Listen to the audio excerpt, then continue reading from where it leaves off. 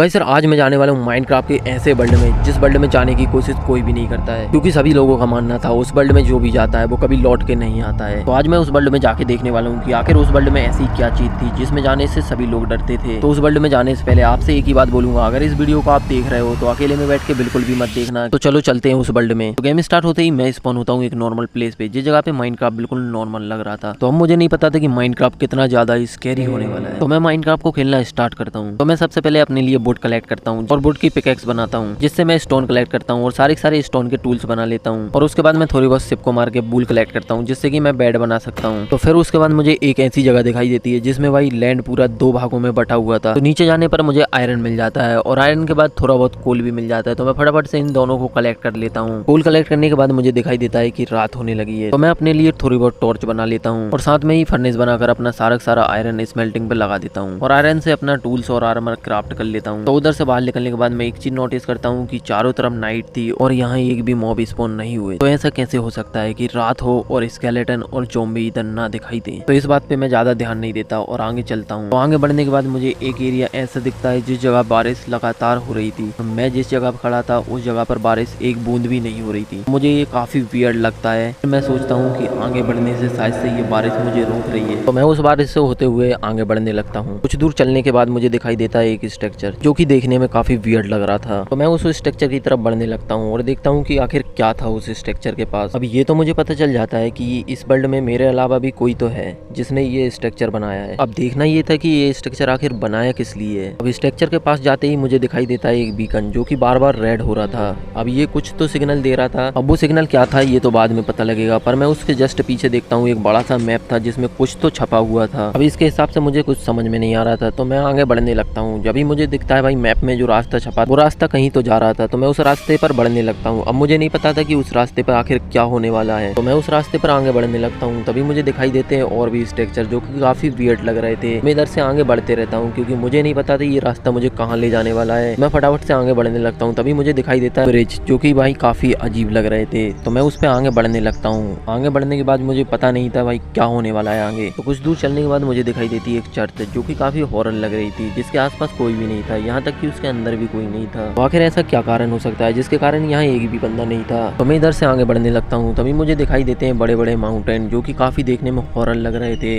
और आगे बढ़ने के बाद मुझे दिखाई देता है एक सेम स्ट्रक्चर जो कि भाई पहले मैंने देख चुका था। सेम से सेम स्ट्रक्चर था, पर इसमें भाई रेड बीकन नहीं था, इसमें ब्लू बीकन था। तो मैं उस स्ट्रक्चर के पास रुकता नहीं हूँ और डायरेक्ट आगे बढ़ने लगता हूँ क्योंकि मुझे नहीं पता था भाई उस बीकन के पास रुकने से क्या होने वाला है। तो मैं आगे बढ़ने लगता हूँ। तो आगे बढ़ने के बाद मुझे दिखाई देता है एक बहुत ही विशालकाय कासल जो कि देखने में बहुत ही ज्यादा स्कैरी लग रहा था, जिसके चारों तरफ से हॉरर वाइब आ रही थी। ऐसा लग रहा था कि ये कासल किसी के इंतजार में है। तो मुझे तो देखना था कि आखिर इस कासल में है क्या। तो मैं जाने लगता हूँ कासल के अंदर। तो मैं कासल के अंदर चला तो जाता हूँ, पर मुझे नहीं पता था कि आखिर इस कासल में ऐसा है क्या जिसके कारण कासल के चारों ओर कोई भी नहीं था। तो कासल के अंदर आने के बाद बारिश और तेजी से होने लगती है और बहुत ही ज्यादा अंधेरा हो गया था। तो मैं सोचता हूँ कि इस कासल में रुकना ही पड़ेगा मुझे, क्योंकि इतने ज्यादा खराब मौसम में बाहर निकलना खतरे से खाली नहीं है। तभी मुझे एक जगह ऐसी दिखती है जहाँ क्राफ्टिंग टेबल और चेस्ट पड़े हुए थे और एक बड़ा सा मैप लगा हुआ था जिसके बीचों बीच कुछ तो मार्क था। मतलब इस कासल में भाई कुछ तो हो रहा था और ये कासल इतना बड़ा था कि इसे पूरी तरीके से एक्सप्लोर करना पॉसिबल नहीं था। तो मैं कासल में आगे बढ़ने लगता हूँ क्योंकि मुझे वो मार्क तो ढूंढना ही था जो कि मैप में छपा हुआ था, क्योंकि उस एरिया में कुछ तो था जिसके कारण मैप में इतना बड़ा मार्क लगा हुआ था। तो मैं कासल में धीरे धीरे आगे बढ़ ही रहा था। तभी मुझे कुछ अजीब लगता है, जैसे कि कोई मुझे पीछे से देख रहा हो, और मैं सोचता हूँ कि ये मेरा वहम भी हो सकता है। तो मैं आगे बढ़ने लगता हूँ। तो मुझे बार बार ऐसा लगता है कि कोई तो है इस कासल में जो मुझ पर नजर रखे हुए है। तो मैं फटाफट से आगे बढ़ने लगता हूँ क्योंकि मुझे नहीं पता था मेरे साथ आखिर क्या होने वाला है। तो मैं जैसे जैसे कासल के अंदर बढ़ रहा था तो मुझे और भी ज्यादा डर लगने लगता है, क्योंकि मुझे नहीं पता था भाई इस कासल में मेरे अलावा कौन है। तो अभी तक इस कासल में कोई भी नहीं दिख रहा था। तो मैं एक घर में जाके देखता हूँ कि कोई तो मिल सकता है इस घर में। तो मैं जाके अंदर देखता हूँ तो अंदर कुछ भी नहीं था, पूरा खाली पड़ा था। तो मैं इसके ऊपर वाले फ्लोर में जाता हूँ और देखता हूँ कि कोई तो होगा इस घर में। तो इस घर की दूसरी मंजिल पे भी कोई नहीं था। मैं तीसरी मंजिल पे जाने की सोचता हूँ क्योंकि तीसरी मंजिल पे शायद से कोई मिल सकता है। तो तीसरी मंजिल पे जाते ही मुझे दिखाई देता है कि एक ज़ॉम्बी का पूरा सर पड़ा हुआ था कटा, और उस पे भाई चारों तरफ खून लगा हुआ था। तो अब ये चीज देखकर मेरे हाथ पैर कांपने लगते हैं क्योंकि मुझे पता था कि मेरी जान भी इधर खतरे में है इस कासल में। तो मैं फटाफट से इधर से निकलने की सोचता हूँ क्योंकि अगर इस कासल में मैं ज्यादा देर रुका तो मेरे साथ कुछ भी हो सकता है इधर। तो मैं फटाफट से इधर से निकलने लगता हूँ क्योंकि अगर मैं इधर से नहीं निकलता तो मेरी जान भी इधर खतरे में थी। और मैं इधर से फटाफट से निकलता हूँ और वही निशान ढूंढने लगता हूँ जो कि भाई मैप में छपा हुआ था, क्योंकि अगर वो मार्क मुझे मिल जाता है तो इस कासल का रहस्य मुझे पता चल सकता था। तो थोड़ी दूर चलने के बाद मुझे एक मार्क मिल जाता है जो कि भाई बहुत ही ज्यादा